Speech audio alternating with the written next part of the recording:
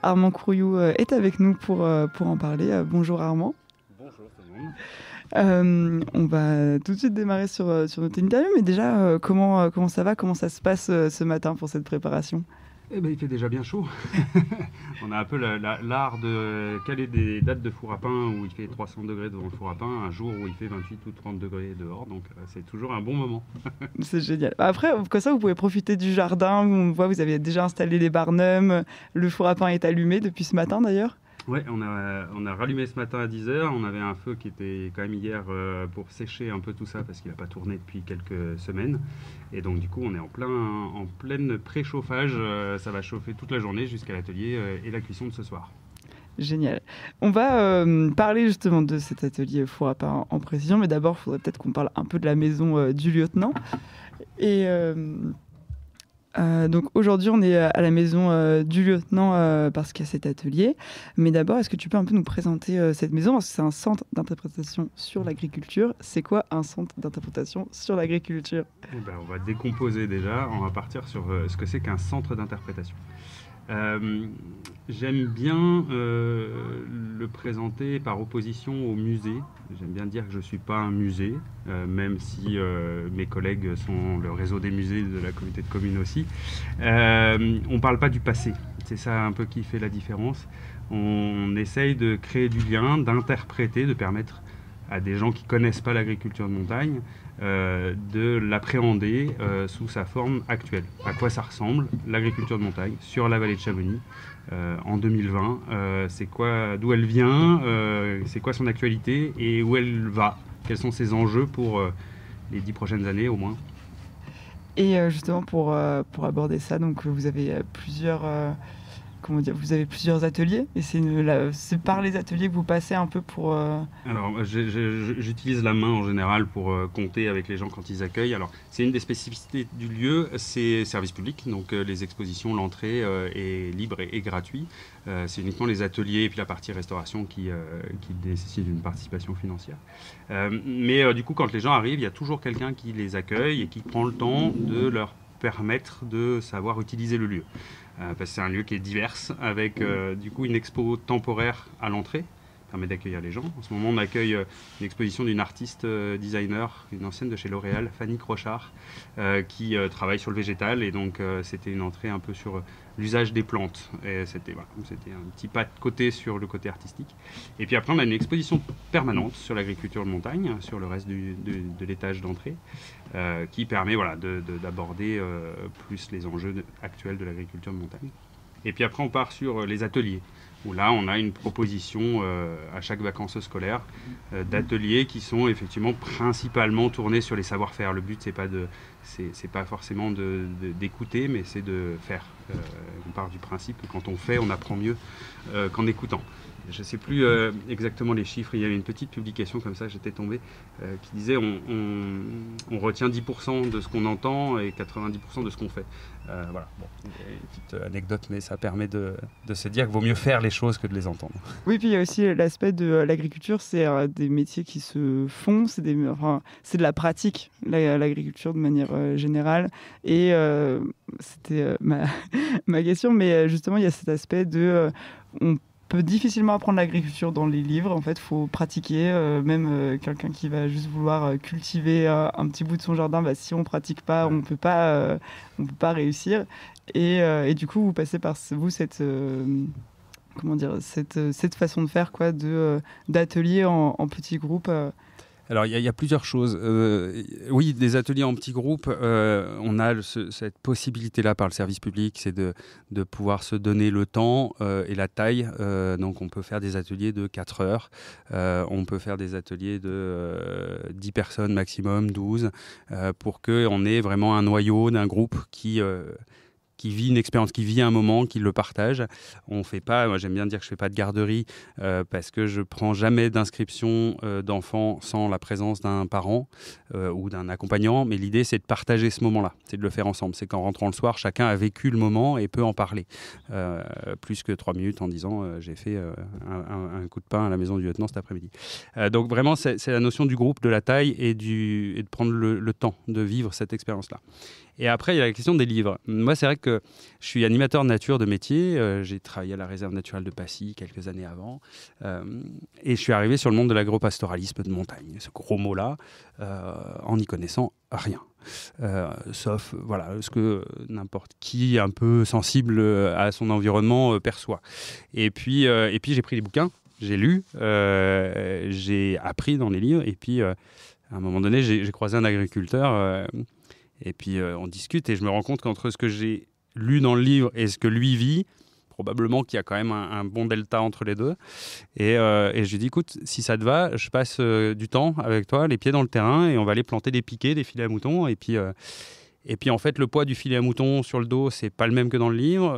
La pente, elle est réelle dans le livre, elle n'y est pas. Et au quotidien, en fait, on se rend compte que entre ce qu'on peut percevoir d'un livre et ce qu'on peut ressentir sur le terrain, il y a un gouffre, que l'un ne va pas sans l'autre. Et c'est ce qu'on fait ici à la Maison du Lieutenant. Et dans nos métiers d'éducateurs, en fait, on digère une matière première un peu indigeste, celle des bouquins, celle des études, celle des savoir-faire, et on essaye de la retranscrire dans un atelier à vivre qui permet d'accéder plus rapidement, j'ai envie de dire, à ce qui fait le sel de ces métiers-là ou de ces expériences.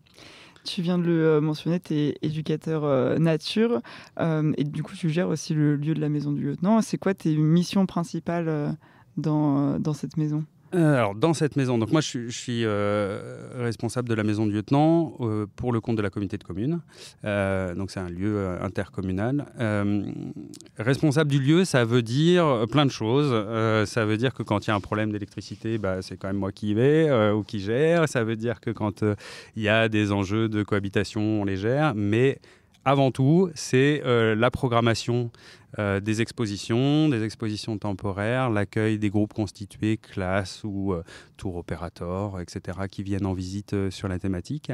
Et puis l'accompagnement des événements, parce qu'on a aussi tout un programme d'événementiel. On avait le Cosmo Jazz qui jouait la semaine dernière dans le jardin, là où on est aujourd'hui. Et puis on va avoir du théâtre, on va avoir la Nuit des ours, voilà, donc des événementiels un peu plus importants. Et puis il y a une partie buvette-restauration qui s'appelle la Table du Lieutenant et qui accueille un duo franco-écossais qui gère ça, qui s'appelle Franck à la Maison du Lieutenant. Et donc voilà, il y a toute la cohabitation à mettre en œuvre. Et puis c'est la dernière roue du carrosse, c'est-à-dire qu'on parle d'agropastoralisme de montagne, on en parle avec des expositions, des ateliers. Mais derrière, il y a des produits. Et l'idée, c'était de les mettre à l'assiette et de permettre aux gens qui visitent le lieu de pouvoir aussi y accéder en direct et de vivre aussi une expérience avec le goût. Une expérience culinaire, finalement. C'est ça. Du coup, vous êtes combien dans cette maison ? Alors, officiellement, je suis tout seul à l'année, avec les deux collègues sur la partie buvette-restauration qui elles, font leur activité à leur compte. Et après, j'ai un renfort l'été et l'hiver. C'est mon job d'été pour la communauté de communes. Se rajoute à ça le fait que la Maison du Lieutenant est rattachée à un service plus globalement dans la communauté de communes qui s'appelle le service Espace Naturel et qui a en son sein 3 animateurs. Donc il y a moi, il y a Léo qu'on a vu passer aussi tout à l'heure.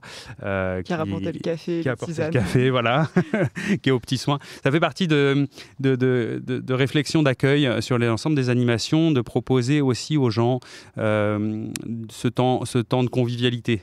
Café, un petit gâteau, un carré de chocolat. Mais c'est vraiment une réflexion qu'on porte au sein du service de dire on ne fait pas juste du contenu. Le contenu passe d'autant mieux qu'il y a une forme qui permet ces moments et ces échanges-là. Le café en fait partie. Donc merci à Léo. Voilà, il y a Jolan. Donc Léo, lui, il est plus libre de site. Il n'a pas de site à proprement dit. Donc de temps en temps, il est là. De temps en temps, il est au chalet du Col des Montées avec notre autre collègue Jolan qui, lui, gère le chalet du Col des Montées. Voilà, donc il y a 2 sites, 3 animateurs. Et on gère à la fois les sites, les parties d'animation plutôt grand public touristique sur les vacances scolaires et puis toutes les animations plus territoriales et scolaires tout le reste de l'année. Génial. On va détailler un peu votre programmation, notamment on va parler dans quelques instants du four à pain qui est toujours en train de chauffer derrière nous. Je ne l'ai peut-être pas mentionné, mais on est dans les jardins de la Maison du Lieutenant, on profite du soleil, franchement c'est hyper agréable. Mais avant de lancer une musique, j'aimerais juste savoir une question très générale, mais pourquoi à ton sens, c'est hyper important que les gens s'intéressent à l'agriculture de montagne? Pourquoi c'est important de faire cette forme de sensibilisation? Alors, ce qui se passe, c'est que l'agriculture de montagne sur la vallée de Chamonix, elle est quand même très spécifique. On ne peut pas la comprendre sans la mettre en perspective avec un tourisme très important, avec des enjeux d'habitat, de foncier, d'accès à la construction d'un côté et en même temps diminution des terres pour les foins, pour l'agriculture, les alpages. Enfin, voilà, et ça a toute cette complexité-là qui cohabite depuis des décennies, voire des siècles, et qui fait que le territoire a le paysage d'aujourd'hui parce qu'il a accueilli cet agropastoralisme historiquement, qu'il l'a structuré d'une façon paysagère, et en même temps, cette attractivité liée à ce territoire-là fait que potentiellement, ça vient mettre en difficulté ou obliger l'agriculture à évoluer parce qu'on ne peut pas avoir les mêmes productions, parce qu'on n'a pas les mêmes surfaces, on ne peut pas avoir les mêmes revenus de cette agriculture qui était, on va dire, de subsistance jusque dans les années 50 à une agriculture qui aujourd'hui au niveau national est plutôt une agriculture de production. Voilà, donc comment aujourd'hui l'agropastoralisme de montagne continue de structurer le paysage, et donc du coup de permettre de comprendre pourquoi le paysage ressemble à ça et du coup pourquoi il est aussi sympa d'habiter là. Donc c'est grâce à l'agriculture et en même temps l'afflux, l'attractivité impactent l'évolution de l'agriculture. Donc ces deux se répondent en écho et font qu'aujourd'hui on a un territoire qui évolue et qui sera certainement pas le même dans 10 ans et qui ne ressemble pas à celui d'il y a 20 ans. On est toujours à la maison du lieutenant en compagnie d'Armand Courriou et on va parler de l'atelier d'aujourd'hui, de four à pain qui est vraiment à très allumé, qui fait plein de fumée derrière. Il est très vivant ce four à pain. Alors déjà, on dit que c'est une journée un peu spéciale parce qu'effectivement ce four, vous l'allumez pas souvent dans l'année. C'est tout un enjeu ce four parce que moi je connais la maison du lieutenant depuis 2017 et la personne qui a travaillé là avant moi et je me souviens un jour être passé, avoir vu le four à pain, il y avait des noisetiers qui poussaient dessus, des racines dedans, il était complètement à l'abandon et il a été réhabilité, reconstruit, restauré et il tourne depuis. Donc voilà, c'est pas un petit four, il fait plus de 3 mètres de profondeur, 2,50 m de large. Pour le chauffer, c'est quasiment un stère de bois, donc 1 mètre cube par cuisson. Donc voilà, c'est quand même une aventure. Il faut le sécher, il faut le chauffer. Ceci dit, à l'époque, c'était pareil. Hein, quand on faisait une cuisson de four à pain, c'était du bois. On dit toujours le bois ça chauffe 2 fois, quand on le fait, quand on le brûle. Ici d'autant plus que quand tu le chauffes le four à pain, tu as besoin d'utiliser au maximum la chaleur qui a été produite et donc il y a le pain, mais après il y a les tartes, après il y a les ragoûts, après le lendemain on fait sécher les plantes, après voilà. C'est toute une organisation. Donc on perd pas le travail, voilà. Et justement, tu peux un peu détailler cette chose-là de l'organisation pour allumer ce four à pain? Parce que donc là, tu l'as allumé ce matin, mais il a fallu le préparer déjà hier. Ouais, en fait, ça prend l'humidité forcément. Et en fait, quand on le rallume, les premières heures de chauffe ne servent qu'à faire bouillir de l'eau. Et donc l'eau bout à 100 degrés. Donc en fait, la chaleur à l'intérieur de la masse du four plafonne à 100 degrés tant qu'elle fait évaporer de l'eau. Donc toute la journée d'hier, on a allumé un feu, pas un gros feu, mais on a allumé du feu pour que la chaleur sèche le four, pour permettre aujourd'hui de monter en température au-delà de 100 degrés et d'accumuler dans la masse du four. Donc c'est là qu'il faut essayer de se souvenir comment ça fonctionne. Le but, c'est pas juste une voûte qui chauffe, c'est une voûte avec une masse de sable, souvent autour, ou de pierre, qui accumule la chaleur et qui va permettre, une fois que le four est chaud, qu'on enlève le feu du four, on le vide, on le lave, on ferme la porte et là la chaleur accumulée dans la masse va être restituée dans le four et on va pouvoir cuire du pain sans les flammes. Il n'y a vraiment plus rien dans le four. Et donc ça ne peut se faire que si on a réussi à emmagasiner assez de chaleur pour réussir à restituer 300 degrés derrière. C'est tout un enjeu du coup. Alors c'est un enjeu et puis après ce qui change aussi, c'est ce qu'on dit toujours aux gens, là je vais leur dire à 13h30 quand ils arrivent, on commence à 13h30, on prévoit une fin à 17h30, mais on ne sait pas si on sera à l'heure. Parce que c'est vivant et je ne sais pas si le four sera suffisamment chaud à 16h pour que j'arrive à enlever le feu et à cuire à 17. Donc, s'il faut que je rate une demi-heure de plus pour chauffer un peu plus le four, j'ai pas le choix, sinon on ne cuira pas le pain. Donc voilà, donc c'est vivant et puis on verra que le pain aussi est vivant. Donc le temps de caler tout ça, c'est un peu aléatoire. Ça peut mettre combien de temps maximum à chauffer le pain dedans ? La cuisson du pain ou chauffer le four ? La cuisson du pain. Disons que quand le pain doit passer plus d'1 heure dans le four pour être cuit, c'est qu'il y a un problème. Okay. Normalement, ça cuit en 15 à 20 minutes. Un pain d'1 kilo, 1 kilo de farine, donc ça fait un pain d'1,5 kg, 1,7 kg. Il cuit en 15 à 20 minutes, si le four est à peu près chaud. S'il est trop chaud, il est brûlé à l'extérieur, cuit dedans, pas assez cuit dedans. Et si le four n'est pas assez chaud, il va rester 40 à 50 minutes dedans.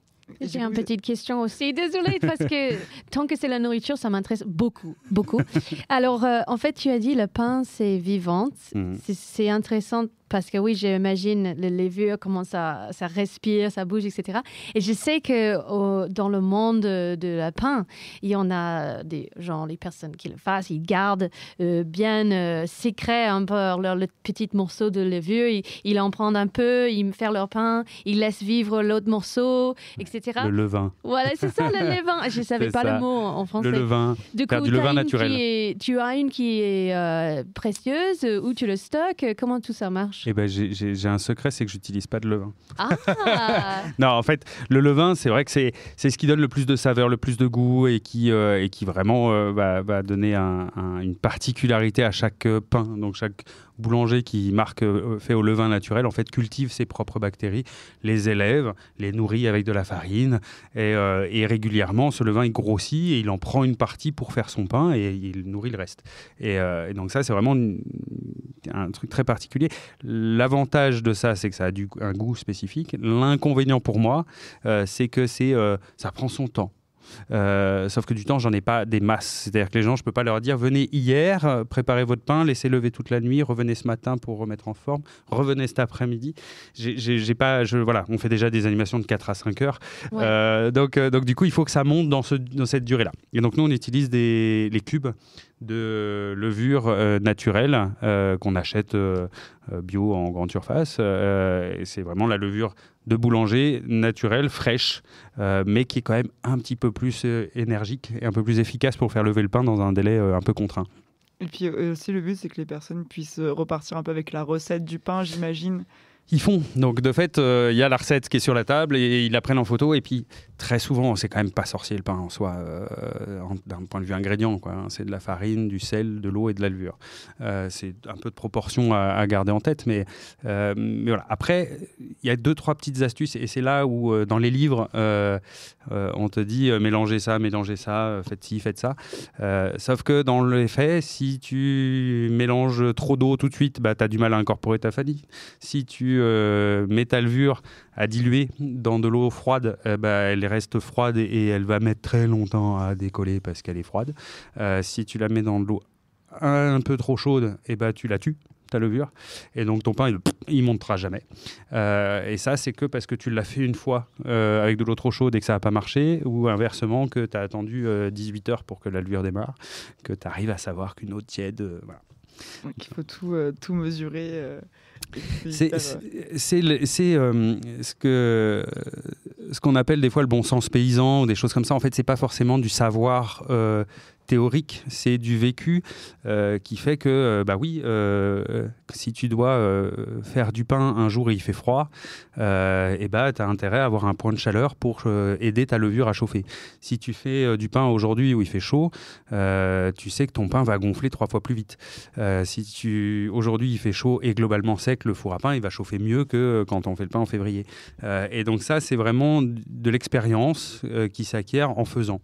Et petit à petit, tu finis par pouvoir le transmettre, mais c'est valable que pour ce four à pain et que à Servoz, parce que si je me décale, j'aurai pas les mêmes températures, j'aurai pas le même four et qu'il faut tout réapprendre. Oui, que ça dépend du coup du four à pain très spécifique. Voilà. Et du coteau de Servoz, plein sud, où je sais que là, cet après-midi, je vais avoir 30 degrés et que j'aurai pas de problème à faire lever ma pâte.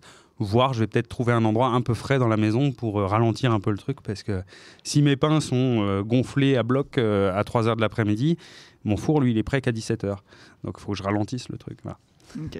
Ouais, mais c'est hyper intéressant. Et du coup, c'est super bien parti pour l'atelier de cet après-midi. Vous êtes complet, du coup Ah ouais, on est complet. Et puis, on a refusé au moins une quinzaine de personnes là, depuis une semaine.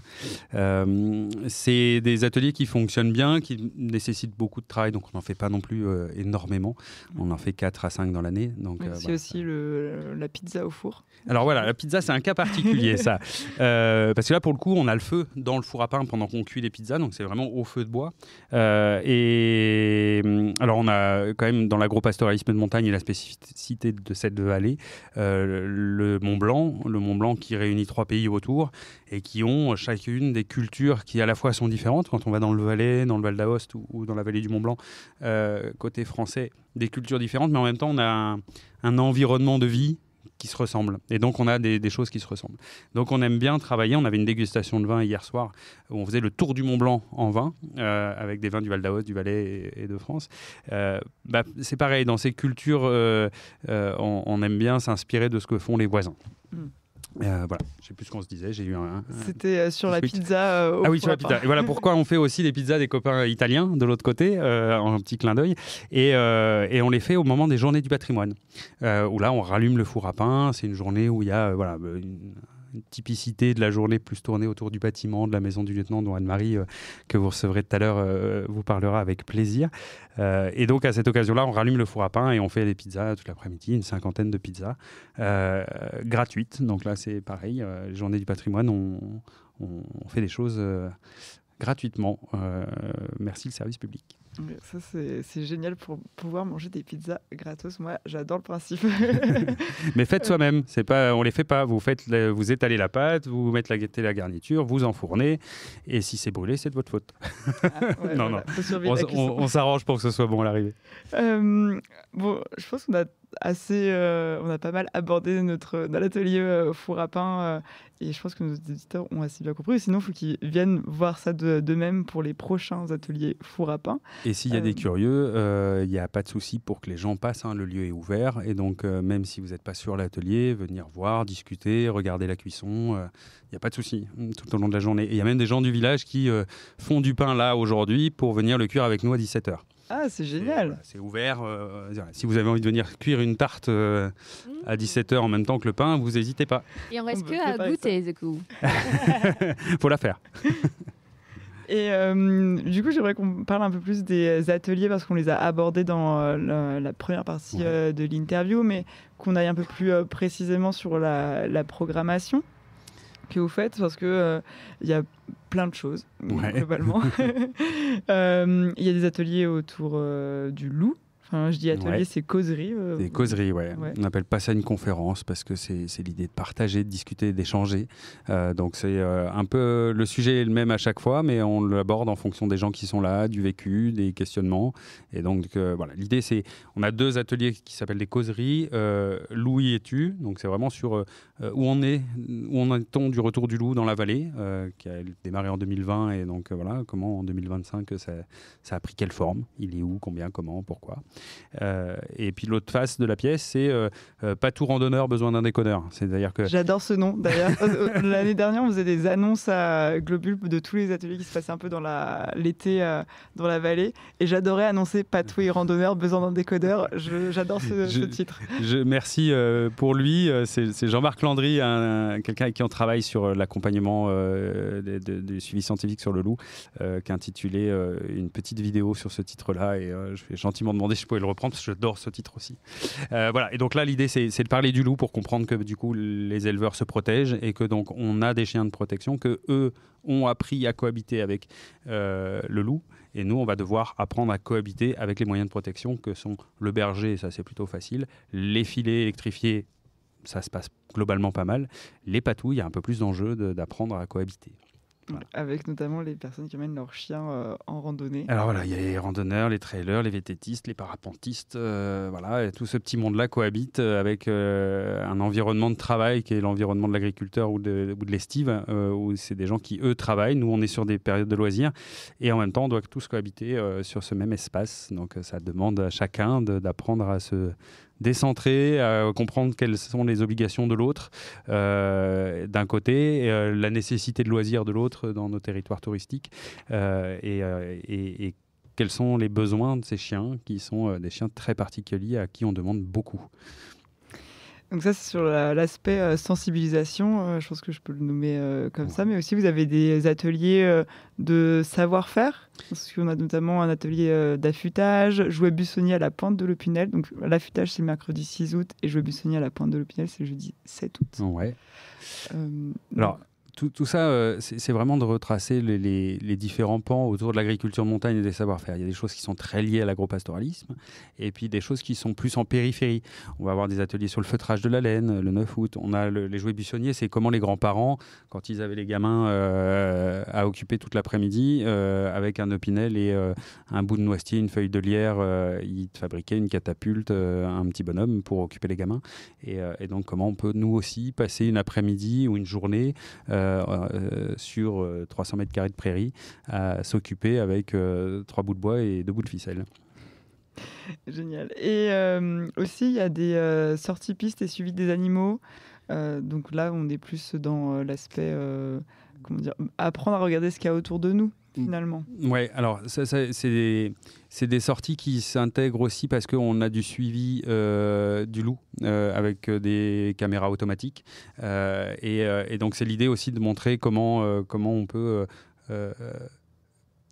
comment pour élever des animaux de montagne, pour être éleveur, etc. Il y a une nécessité de s'intégrer dans un environnement humain, on va parler sur la cohabitation, et un environnement naturaliste de biodiversité, et effectivement avec des cerfs, des chevreuils, des renards, et que quand on discute avec un agriculteur, il te dit les patous ils ont gueulé toute la nuit, mais c'est un chevreuil qui était au coin du parc, ou là je mets pas mon filet comme ça parce que là je sais que j'ai des cerfs qui passent et qui vont me l'arracher.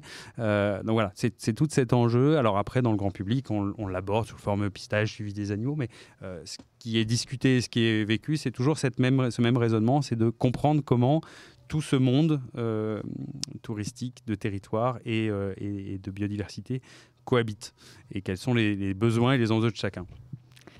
Génial. Je pense que c'est une bonne façon de finir l'interview. Je ne sais pas si tu veux rajouter quelque chose sur votre programmation.